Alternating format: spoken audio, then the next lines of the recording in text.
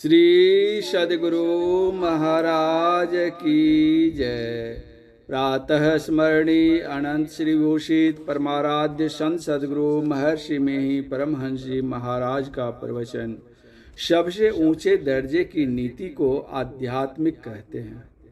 प्यारे लोगों, जानना चाहिए कि 4 नीतियां हैं। सबसे ऊंचे दर्जे की नीति को अध्यात्म नीति कहते हैं, अर्थात आध्यात्मिकता की नीति।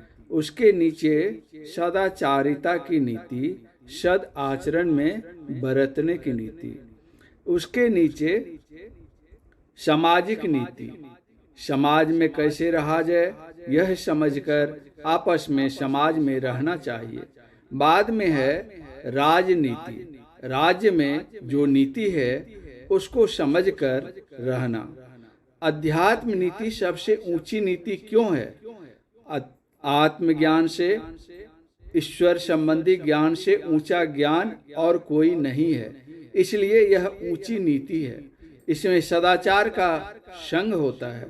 उत्तम आचरण से नहीं रहा जाए तो अध्यात्म नीति में नहीं जा सकेगा।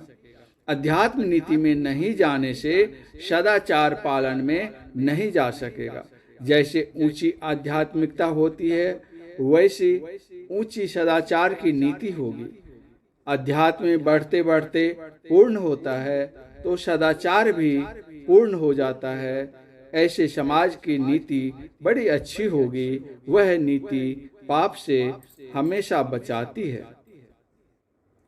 सदाचार की नीति में थोड़ी सी बात है कि मिथ्या मत बोलो, चोरी नहीं करो, व्यभिचार नहीं करो, हिंसा नहीं करो और मादक द्रव्यों का सेवन मत करो। ये 5 महापाप हैं जो लोगों को नीचे गिराते हैं। इन सब का सरदार झूठ है। असत्य के झोले में सभी पाप अट जाते हैं। जो असत्य से बचता है, सत्य ग्रहण करता है, उसके सभी पाप छूट जाते हैं। जो सत्य ग्रहण नहीं करता वह कितना बड़ा वक्ता होने पर भी पाप करेगा। अध्यात्म में ईश्वर की भक्ति करो, उसमें अपने को लगाओ, इसका यत्न जानो और करो। जिस समाज में ऐसे लोग रहते हैं उस समाज में दुष्कर्म नहीं रहते। धीरे धीरे सभी दुष्ट कर्म लोप हो जाते हैं। ऐसे समाज के लोग सुखी होते हैं। ऐसे समाज के लोगों की जो नीति होगी बड़ी अच्छी नीति होगी और तब जो राजनीति बनेगी वह उत्तम बनेगी। इसलिए श्री राम ने एक सभा की थी अपने राजत्व काल में और उन्होंने उपदेश दिया था। वह बड़ा अच्छा उपदेश है। श्री राम जी ने अपनी प्रजा से कहा, यही तन कर फल विषय न भाई, स्वर्ग हो स्वल्प अंत दुखदाई। विषय 5 हैं। इन्हीं 5 विषयों में सभी जीव लगे हैं। क्या देवता, क्या मनुष्य, क्या पशु पक्षी। श्री राम ने कहा, इन 5 विषयों से ऊपर उठो। जो रूप नहीं है, रस नहीं है, गंध नहीं है, स्पर्श नहीं है और शब्द नहीं है, इन 5 विषयों से जो ऊंचा है वही अध्यात्म है। श्री राम ने कहा कि मनुष्य से ही यह काम हो सकता है। श्री राम की सभा में सभी लोग बैठे थे। ऊंची नीची जाति का कोई विचार नहीं। स्वपच के शरीर से इतना ऊंचा काम हो सकता है जितना ब्राह्मण के शरीर से नीच वर्ण के लोगों में भी अध्यात्म पुरुष हुए और ऊंचे से ऊंचे वर्ण के लोगों में भी अध्यात्म पुरुष हुए। नीच वर्ण के लोगों ने भी नीच से नीच कर्म किए और ऊंचे से ऊंचे वर्ण के लोगों ने भी नीच से नीच कर्म किए। वाल्मीकि ब्राह्मण के पुत्र थे, लेकिन संग दोष से बटमार लुटेरे हो गए थे। वे लोगों का धन हरण करते थे, लोगों को मार डालते थे। अंत में नारद जी उस रास्ते से जा रहे थे, उनको भी मारना चाहा। नारद जी ने समझाया कि तुम ऐसे नीच काम करते हो, इसका जो फल है उसका कोई भागी है। वाल्मीकि जी ने कहा कि मेरे माता पिता स्त्री पुत्र भागी हैं। नारद जी ने कहा कि उन लोगों से तुम पूछ आओ। वाल्मीकि जी ने कहा कि हाँ, मैं पूछने जाऊं और तुम फांकी देकर भाग जाओ तब? नारद जी ने कहा, तुम मुझे वृक्ष से बांध कर रखो और परिवार के लोगों से पूछ आओ। वाल्मीकि जी ने वैसा ही किया। वाल्मीकि जी अपने घर पर पहुंचकर माता, पिता, पत्नी और पुत्र से पूछा कि आप लोगों के भरण पोषण करने में जो मुझे पाप कर्म करना पड़ता है, उस कर्म के भागी आप लोग होंगे? परिवार के लोगों ने कहा कि हम लोग पाप कर्म के भागी क्यों बनेंगे? आपका पाप आप जानिए। यह उत्तर सुनते ही उनके मन में चोट लगी और उनको ज्ञान हुआ।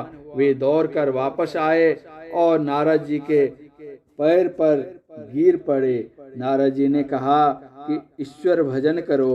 नारद जी ने भजन करने का यत्न बता दिया। वे ही वाल्मीकि जी भजन करके महाज्ञानी आदि कवि हो गए।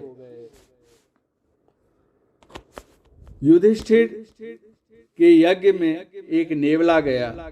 उसके शरीर का आधा भाग सोने जैसा चमक रहा था। युधिष्ठिर के यज्ञ के पानी का नाला बह रहा था। उसमें उस नेवले ने गोता लगाया, लेकिन उसका शरीर जैसे का तैसा रहा।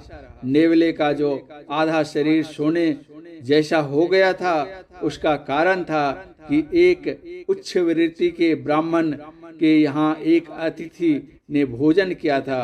भोजन के लिए वे सत्तू बनाए थे। अतिथि को ब्राह्मण ने अपना हिस्सा सत्तू दिया।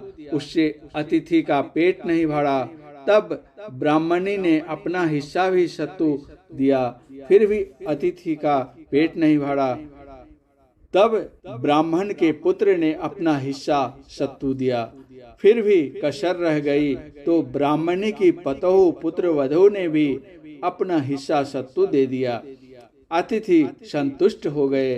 खाने के बाद जो अतिथि ने हाथ धोया था, उसी पानी में वह नेवला लोटपोट हो गया था। उससे उसका आधा शरीर सोने का हो गया था। नेवले ने सोचा कि जब ब्राह्मण के शतवा यज्ञ से मेरा आधा शरीर सोने का हो गया, तो राजा युधिष्ठिर के यज्ञ के जल से मेरा संपूर्ण शरीर स्वर्णमय हो जाएगा।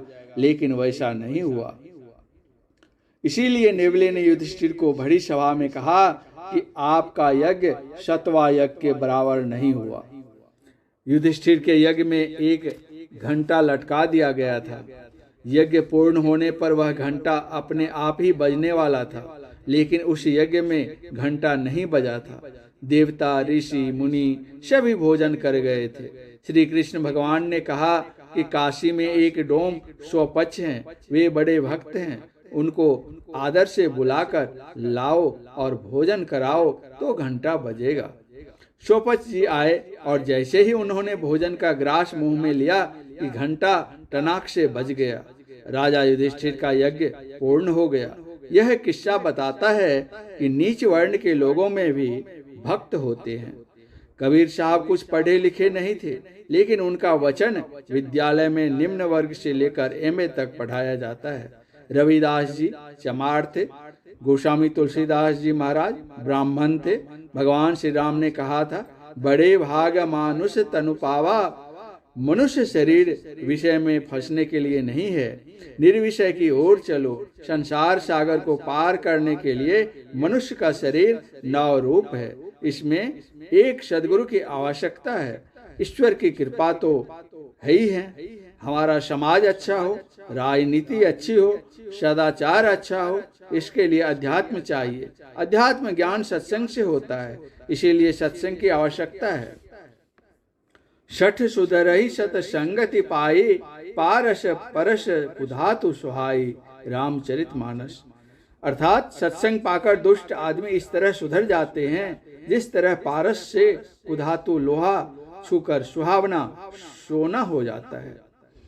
इस कलिकाल में भगवान बुद्ध हुए 2500 वर्ष से कुछ अधिक ही हुए। उनके समय में एक ब्राह्मण पुत्र था। उसको गुरु ने दक्षिणा में 1000 आदमियों को मारने के लिए कहा था।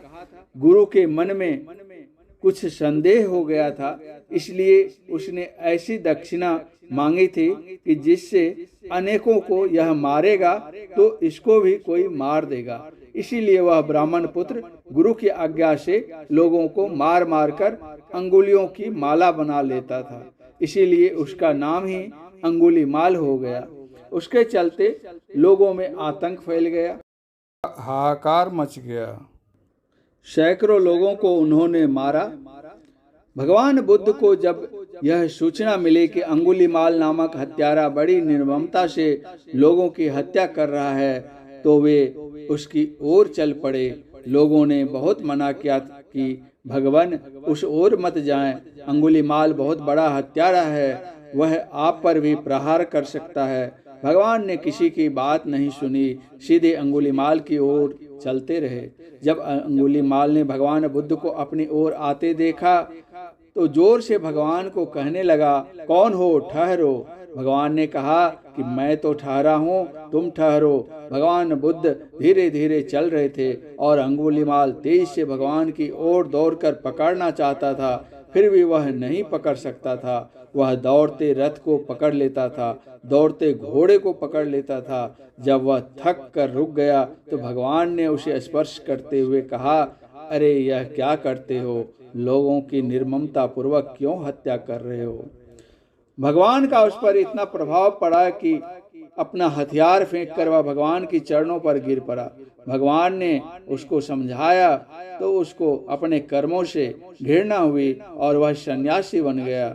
अच्छे संग से बूढ़े लोग भी अच्छे होते हैं और बूढ़े संग से अच्छे लोग भी बूढ़े हो जाते हैं। इसीलिए सत्संग अवश्य करो। सत्संग से अच्छे लोगों का संग होता है, अच्छे लोगों का संग दुर्लभ होता है। इसलिए संतों की वाणी, सद ग्रंथों का पाठ करो। इसीलिए हमारे यहाँ ग्रंथों का पाठ होता है। यह तो सभी जानते हैं कि कितनी भी ममता रखो, एक दिन ऐसा होगा कि सब रोते रह जाएंगे और तुम भी रोते हुए चले जाओगे। इसलिए ईश्वर भजन करो, सत्संग करो। परम पूज्य गुरुदेव का यह प्रवचन कटिहार जिला अंतर्गत संत मत सत्संग मंदिर मणिहारी में दिनांक 28/5/1966 ईस्वी को अपराह्नकालीन सत्संग में हुआ था। श्री सद्गुरु महाराज की जय।